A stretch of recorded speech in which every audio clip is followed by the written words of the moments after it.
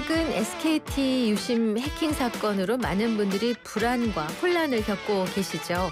개인정보 탈취와 유심 칩 해킹 피해가 확산하면서 법적 대응과 보상 문제가 화두로 떠올랐습니다. 오늘 이슈 인터뷰에서는 SKT 유심 해킹 피해자 집단 소송을 맡아 진행 중이신 하희봉 변호사를 모셨습니다. 안녕하세요. 네, 안녕하세요. 바쁘신데 어떻게? 예, 반갑습니다. 감사합니다. 나와주셔서. 예, 불러주셔서 감사합니다. 예. 일단 소송 관련해서 아직 잘 모르시는 청취자분들을 위해서 현재 진행 상황부터 알려주십시오. 예, 저희 지금 법률사무소에서는 이번 SKT 유심 정보 유출 사태로 피해를 입으신 고객분들을 대리해서 지난 5월 16일에 1차로 9,175명을 그 피해자들과 함께 서울중앙지방법원에 손해배상 SK텔레콤을 상대로 손해배상 청구 소송을 제기를 했습니다. 네. 그래서 지금 1차 소송은 곧 그 상대방인 SK텔레콤 측에 이제 소장이 도달할 것으로 예상을 하고 있고요. 네. 지금 그 이후에도 2차 소송을 지금 준비를 하고 있는데요. 네. 2차 소송은 오늘까지 4,000분 정도 지금 참여를 해주셨습니다. 네네. 그래서 오늘까지 접수를 받을 예정입니다. 지금 언뜻 봐도 한 13,000여 분이 지금 맞습니다. 소송에 참여하신 거네요. 예, 맞습니다. 근데 그 이제 변호사님이 맡으신 소송이 집단 소송 형태를 띠고 있다고 하던데 이 방식을 택하신 이유는 워낙 유사한 피해가 동시에 많기 때문인가요? 예, 뭐 정확하게 짚어주셨는데요. 네네. 정확하게 표현하자면은 이제 공동 소송이라고 하는 것이 이제 더 정확할 텐데요. 네네. 공동 소송은 다수 피해자들이 각자의 이름으로 하지만 하나의 소송 절차에 참여를 하는 방식입니다. 예. 그래서 각자가 원고가 되는 것이죠. 그래서 공동 소송은 소송에 직접 참여한 분들에게만 이제 판결의 효력이 미친다. 이렇게 알고 계시면 됩니다. 아, 그렇군요. 예. 그럼 이게 승소를 하게 되면 그러면은 이렇게 피해 보상금이 이제 분배가 되는 거 형태로. 예, 맞습니다. 그럼 3차도 혹시 계획하고 계시나요? 3차는 지금 아직은 구체적으로는 계획하지 않고 있는데 문의는 많이 주시고 계십니다. 그러면 2차에 어느 정도 더 많은 분이 모이시면 그때 진행하나요? 2차는 지금 오늘까지 이제 지금 4,000분 모이셔서 오늘까지 이제 지금 이제 워낙 이제 많이 모여 주셨기 때문에 저도 이제 정리도 해야 되고 해야 될 일들이 너무 많아져서 지금 이제 저희가 이제 감당할 수 있는 만큼만 이제 받으려고 담당자가 합니다. 혼자는 아니시죠? 지금 변호사는 저 혼자고요. 직원분은 한 분 함께 계십니다. 같이. 아유, 힘드시겠습니다. 근데 그 개별 소송이라는 게 있고 방금 제가 집단이라는 표현을 썼는데 공동이라는 표현으로 정정을 해주셨기에 공동 소송하고 개별 소송은 어떻게 다른 건가요? 뭐 말씀드린 것처럼 개별 소송은 말 그대로 피해자 한 분 한 분이 각자 변호사를 선임하거나 각자 그 차이 그 변호사를 선임하거나 아니면 뭐 직접 소송을 제기를 하는 방식입니다. 그래서 뭐 본인이 뭐 특수한 피해를 입었다거나 아니면 뭐 요구사항을 소송에 좀 더 반영을 많이 할 수 있겠죠. 네네. 그러면 공동 소송을 하게 되면은 다수가 한두 분의 변호사를 선임하니까 변호 비용이 좀 적게 들겠군요. 한결. 맞습니다. 그렇군요. 혹시 구체적인 소송 날짜도 잡혔습니까?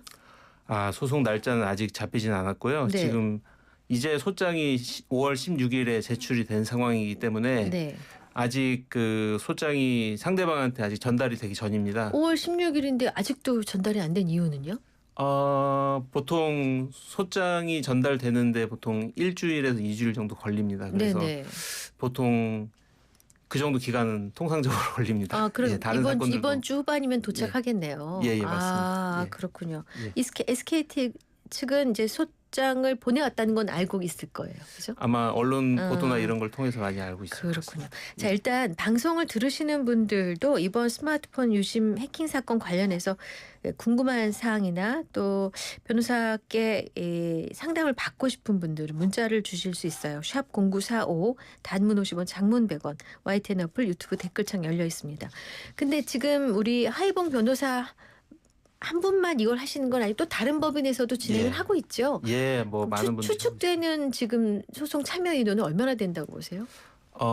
저희 말고도 소송을 진행하는 곳이 여러 곳이 있는데요. 어떤 곳은 14만 명, 와, 참여한 곳도 있고요. 세상에. 예, 또 어떤 곳은 2만 명 넘게 참여한 곳도 있고. 전체를 아우르면은 한 그러면은 100만 대략 되나요? 100만까지는 아니고, 아니더라도 그래도 15만, 20만 20만 가까이는 가까이. 되지 않을까 하는 생각이 듭니다. 그렇군요. 그러니까 예. 처음에 주저주저 하던 분들도 얘기를 예. 듣고 나도 해야겠다 하시는 경우가 많은 것 같습니다. 근데 이번 SKT 유심 해킹 사건을 디지털 신분증 탈취 이렇게 표현하던데 맞습니다. 단순 개인정보 유출하고는 뭐가 어떻게 다른 건가요? 기존의 그 개인정보 유출이라고 하면은 뭐 통상 이름이나 전화번호, 네. 주소 이러한 것들이 유출되는 것을 의미를 했는데요. 네.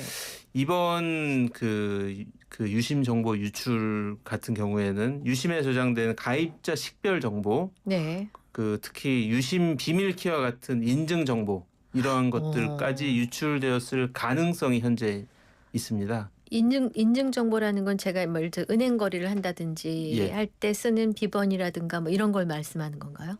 그거랑은 조금 다르지만 네. 내 핸드폰에 들어가는 그 유심 칩을 복제할 수 있는 그거. 예.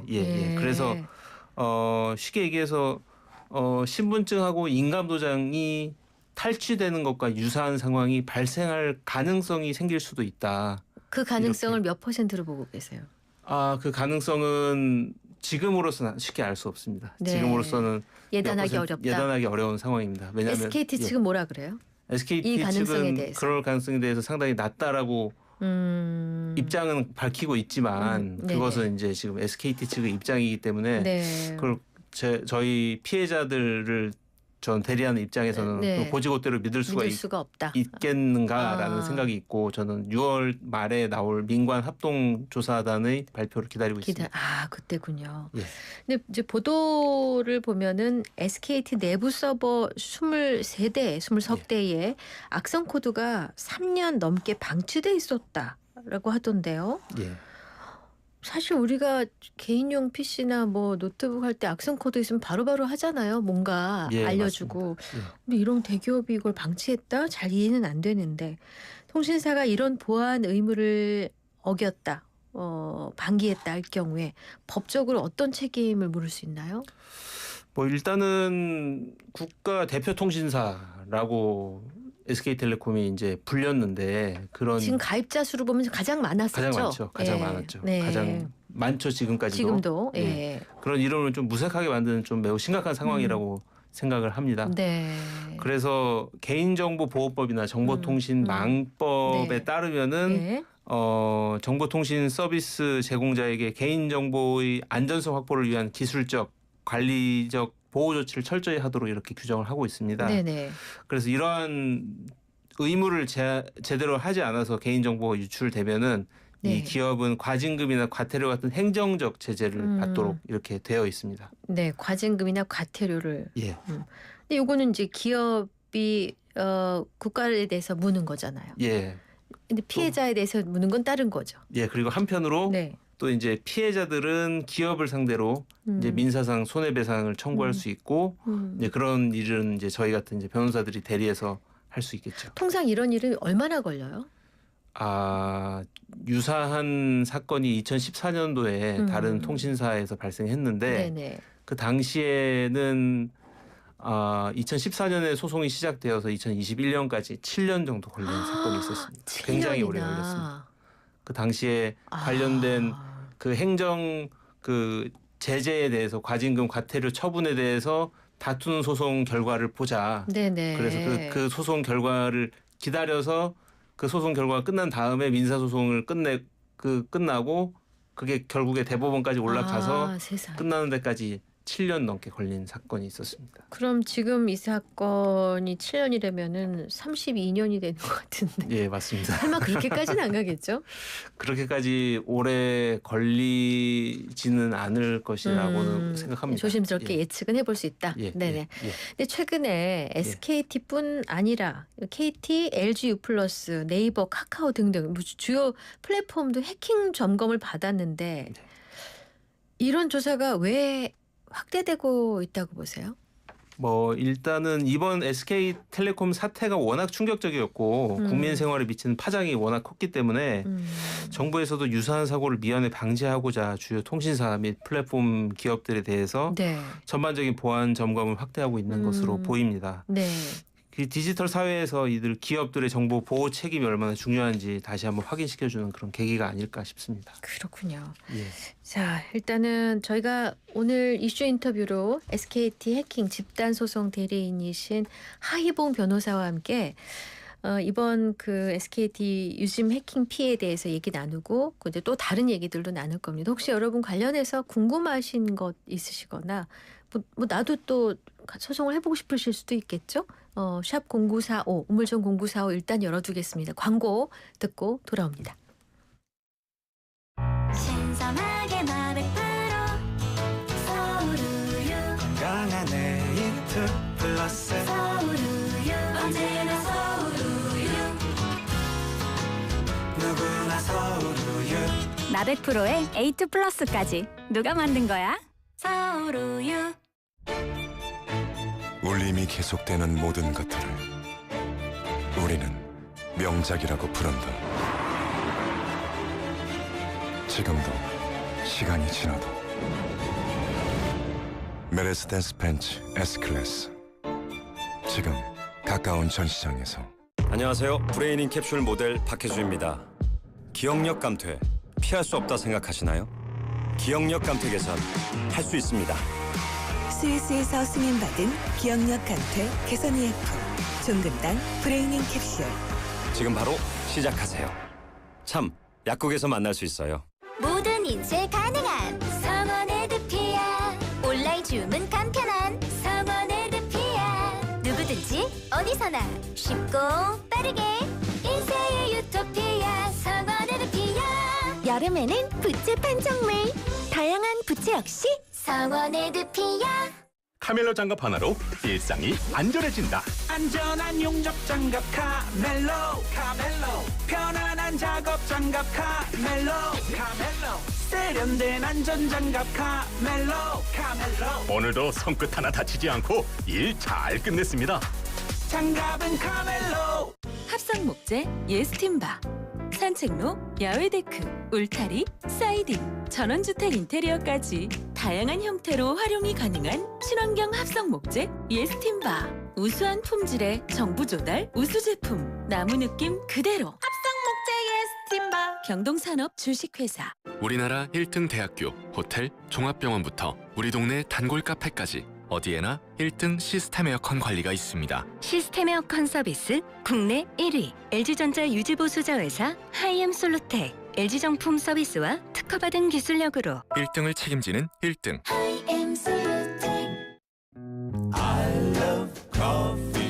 핫한 시사와 사람 사는 이야기가 있는 한낮의 시사살롱 이익선 최수영의 이슈앤피플. 평일 오후 1시 15분 상암동 살롱에서 시사 한잔 하세요. 저는 굿모닝 굿나이프 진행자 양돈사모 양수진이었습니다. 네, 이슈앤피플 수요일 순서 함께하고 계신 지금 시각이 2시 35분입니다. 오늘은 그 SKT 해킹 집단소송 대리인이신 하희봉 변호사 모시고 얘기 중인데요. 저희가 SKT 통신사 쪽의 반론도 들어볼 수 있는 기회를 마련하겠습니다. 이게 이제 양측의 입장이라는 게 있기 때문에 그렇습니다. 형평 때문에. 자, 6002님이 공동소송은 어떻게 하는 건가요? 라고 어떻게 신청하나요? 이렇게 문자를 주셨거든요. 그러니까 아무래도 피해자들이 소송 통해서 어떤 피해 보상을 받을 수 있냐 이게 궁금하실 것 같은데 이 부분 좀 설명해 주세요. 먼저. 뭐 일단 그 대부분의 그 소송을 진행하는 뭐 사이트 그 법무법인이나 법률사무소들이 네.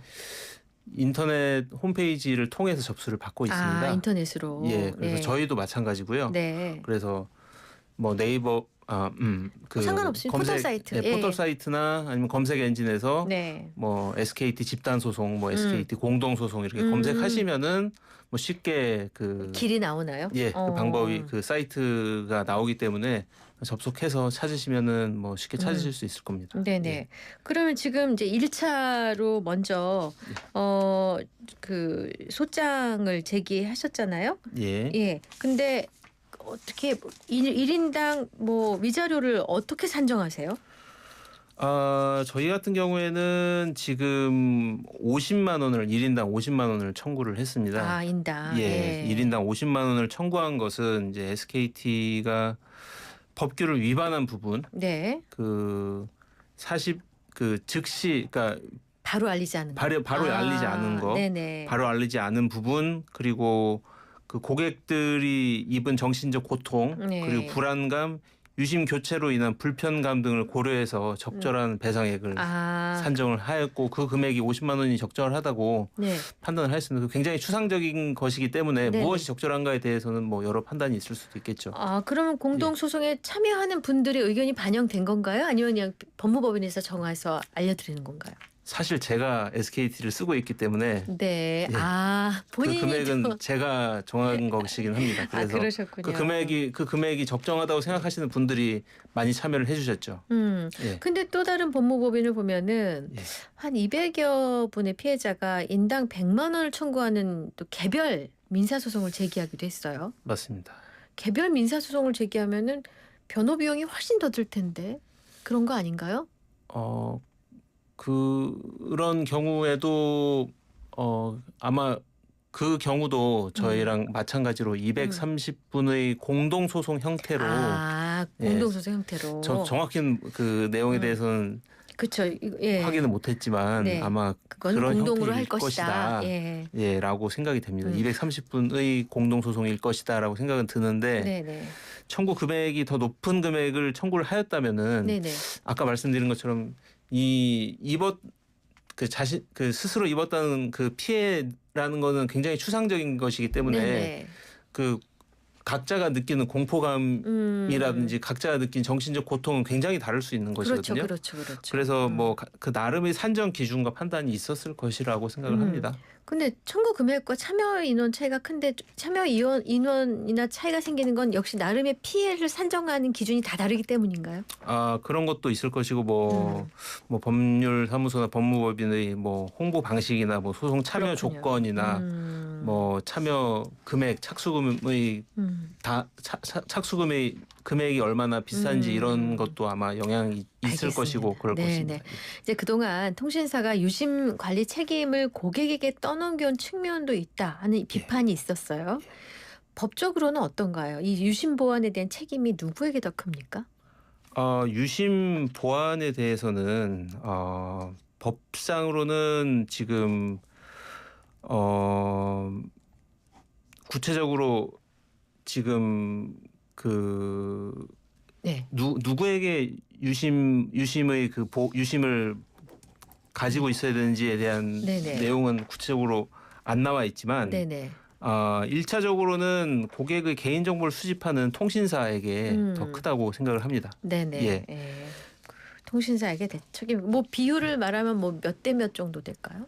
통신사 대 고객. 기본적으로는 그 홈 가입자 서버라고 하는 그 거기에 그 개인의 각 개인의 유심 관리 유심 정보를 보관하고 있었던 그 통신사의 책임이 저는 만약에 전체 책임이 10이라고 한다면 10이라고 생각합니다. 통신사가 전부를 책임져야 된다? 예. 알겠습니다. 1069님이 이런 질문하셨어요. 저는 유심 교체 아직 안 했습니다. 사고 없이 쓰다가 배상 청구 가능한가요? 정지 신청은 해놨습니다. 이런 질문을 주셨네요. 충분히 그 배상 만약에 직접적인 피해를 입었을 때 배상 신청이 가능하느냐 문제인데 지금 그렇다고 하더라도 배상 신청은 가능할 것인데 이러한 경우에 우리 법에는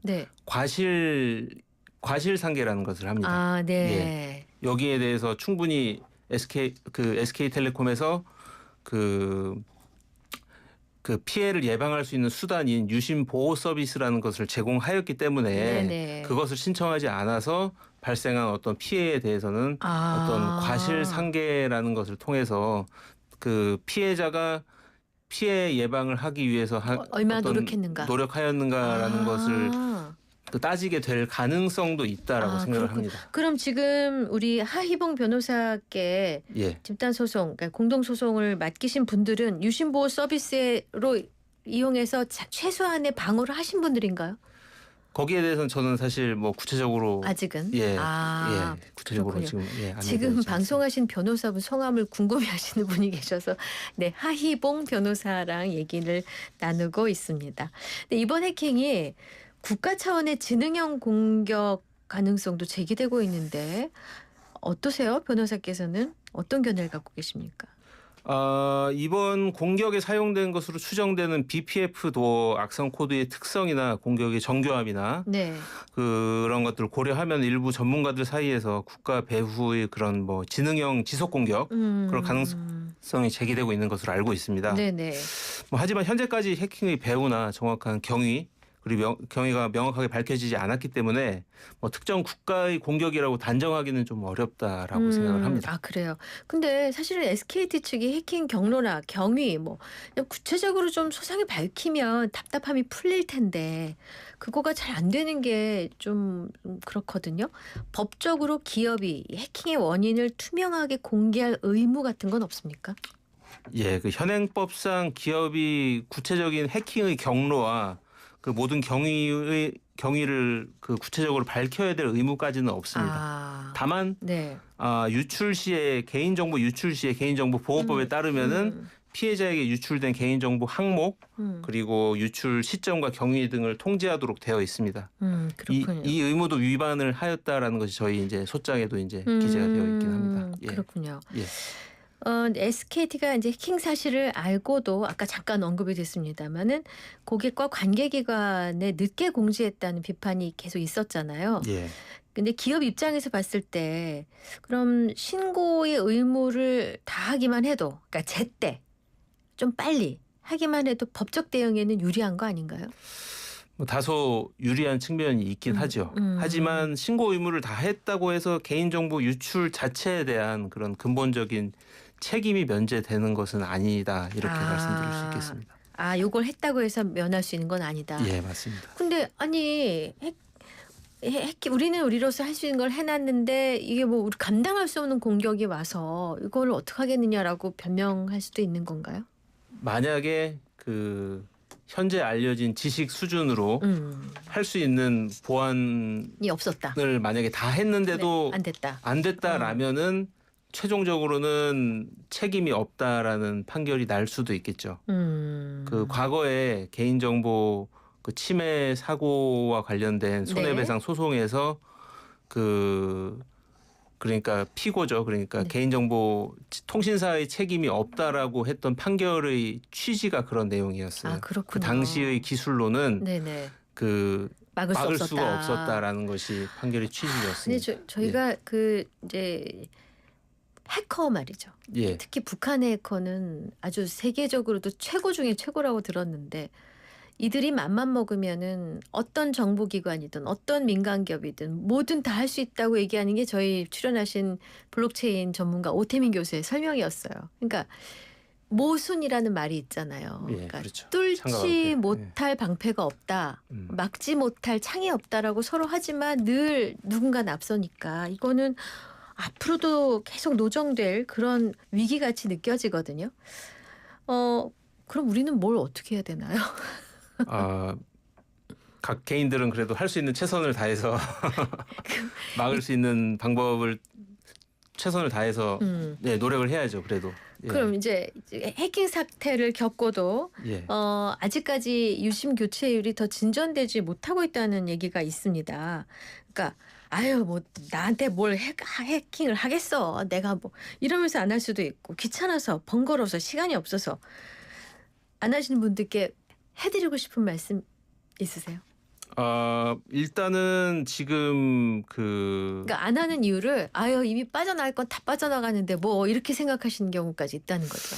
지금 IMEI가 유출되었다라는 유출되었을 가능성이 있다라는 것이 지난 2차 민관 합동조사단의 그 발표에 따르면 그런 내용이 있거든요. 잠깐만요. IMEI는 뭔가요? 국제 모바일 식별 번호라고 해서요. 네. 이게 그 사람으로 치면 주민번호 같은 건데요. 네네. 그러니까 각 스마트폰마다 부여된 고유 번호입니다. 네. 예, 그래서 그 각 스마트폰마다 부여된 그 번호인데 네네. 이것이 유출되었다면은 네.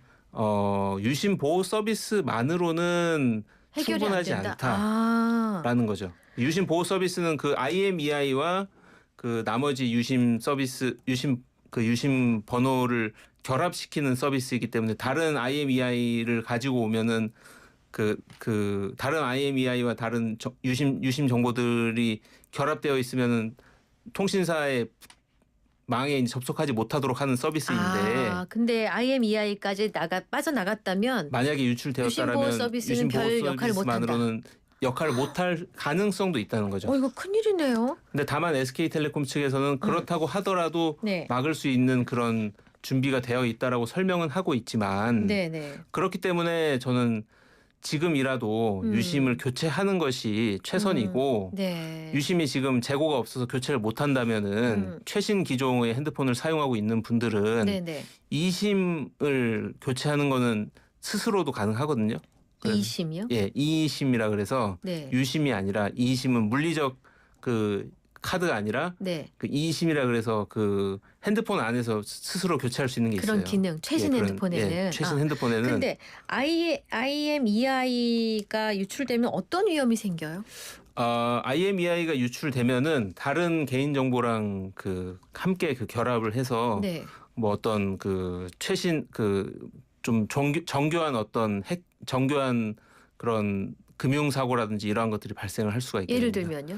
뭐 예를 들어서 IMEI가 유출돼서 나도 모르는 새에 금융 사고에 금융 범죄에 휘말린다든지 그런 사고에 범죄의 가해자로 휘말린다는 건가요? 피해자가 아니라? 그런 사고에 내 핸드폰이 도용되어서 그런 일에. 났네. 예. 알겠습니다. 일단 저희 시간이 다 돼서 여기까지만 듣겠습니다. 오늘 말씀하신 것을 요약하자면 이제라도 유심을 교체하는 게 좋다라는 거. 유심 보호 서비스를 활용하는 게 좋다라는 거. 그다음에 공동소송에 참여하실 수 있다라는 거. 그렇죠?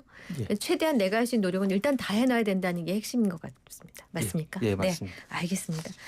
자, 약속된 시간 때문에 여기까지만 듣습니다. 자, 오늘 이슈 인터뷰는 SKT 집단소송 대리인이신 하희봉 변호사와 함께했습니다. 말씀 감사합니다. 예, 감사합니다. 신선한